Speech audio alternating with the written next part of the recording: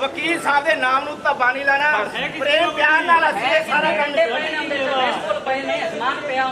जिंदी भी होई प्रशासन की ड्यूटी है ये आपे कट देंगे गड्डी कब्जे च ले लो महात्मा जी गड्डी कब्जे च ले लो गड्डी कब्जे च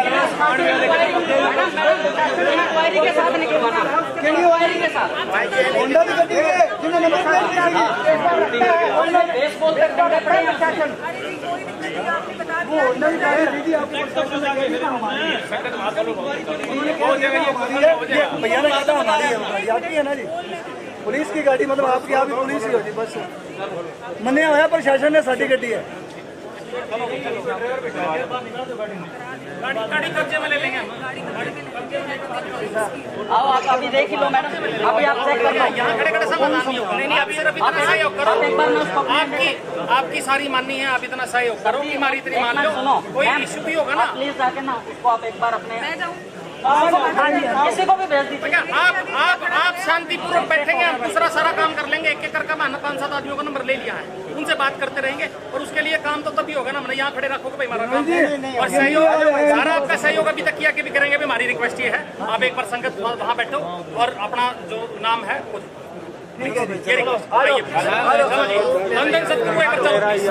रिक्वेस्ट है बाकी हम जो भी आपका इशू देख लेंगे नहीं कहना तो ये है जी हमारे महाराज जी के जैसे अब अंतिम दर्शन हो रहे हैं भाई साथ संगत बहुत है तो आरामदारी से सबको दर्शन हो जाए क्योंकि महाराज जी 3 महीने से दिल्ली थे संगत को ना मिलने दिया गया ना किसी को मिलाया ना किसी से बात करवाई तो संगत में रोष पैदा हो गया और उसी वजह से आज वो यहाँ आए उन्होंने गोली चलाई गद्दी पे कब्जा करने के लिए।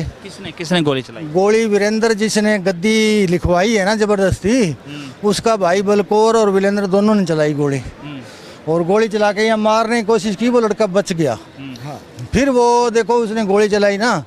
तो फिर संगत को रोष आ गया फिर संगत इकट्ठी हो गई फिर वो यहाँ से भागा है जी। मैं तो पहुँचा लेट मैं तो थोड़ी देर हुई अभी आए मेरे को तो बाद में पता चला अभी गोली चल गई वहाँ।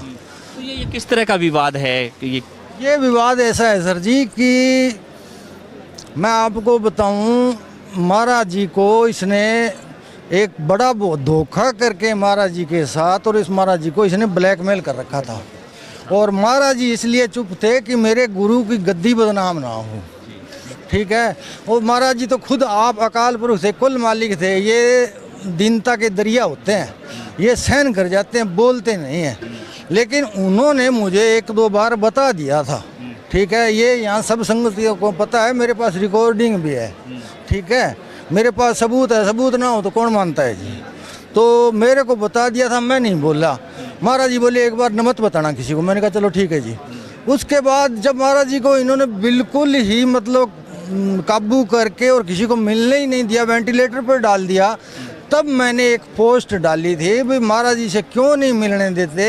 अगर गद्दी वो देना चाहते थे तो बस उसके बाद उन्होंने गद्दी लिखवाने के बाद 4 सत्संग यहाँ कर दी 4 दिल्ली में कर दी रोज यहाँ क्लास लगाते थे महाराज जी बोल के खुलासा ही नहीं किया वो नहीं पहले पूछे मैनेजर साहब जी ने 3 साल पहले वकील साहब का कह दिया था मस्ताना जी एक अनपढ़ फकीर थे फिर भी उन्होंने मैनेजर साहब जी का कह दिया था वकील साहब की खुद की कमाई थी ये किसी को भी दे जाते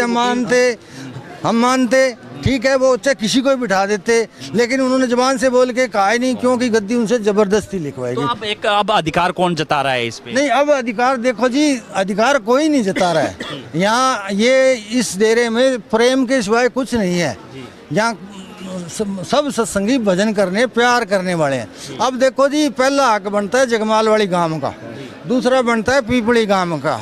ठीक है इन लोगों के मुख्य आदमी है ना जो सभ्य आदमी वो बैठकर कोई फैसला कर रहे हैं वो जो फैसला बताएंगे हम मान लेंगे